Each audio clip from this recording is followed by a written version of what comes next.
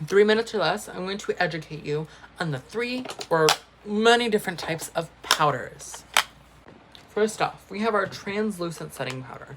This is used typically after you've done creams, and it's translucent, like we said.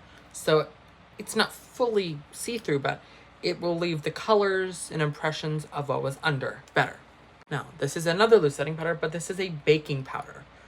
Now, baking is different because it's more full coverage. It is meant to add highlight and dimension to your face. So it's typically used after you use your translucent powder.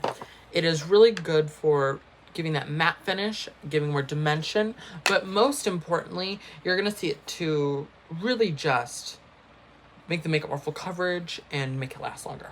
Okay, so now we have finishing powder. Like I said, talc free.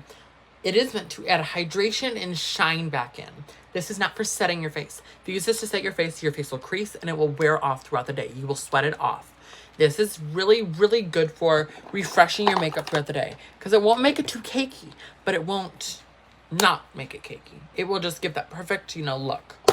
Now we have our powder foundations and I have a pressed powder translucent. I'll have to find it. But powder foundation is typically used for full coverage. You know what I mean? MAC Studio Fix is really good. Also Fit Me. They're oftentimes used for like highlighting under the eyes after sometimes baking, or even to refresh your face throughout the day. Because, sometimes people just want that. They want to have a, more full coverage look. And sometimes it can really mattify the face better than a finishing powder could per se. Sadly, I do not have the translucent pressed powder, but it is the same concept as translucent loose powder, but it's pressed. And it is really good for refreshing the makeup better.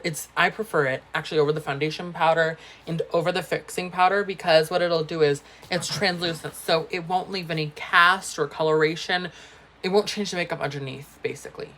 But yeah, that was me, Ari, educating you on powders and how to use them. Not on how to use them, but in under 3 minutes or less.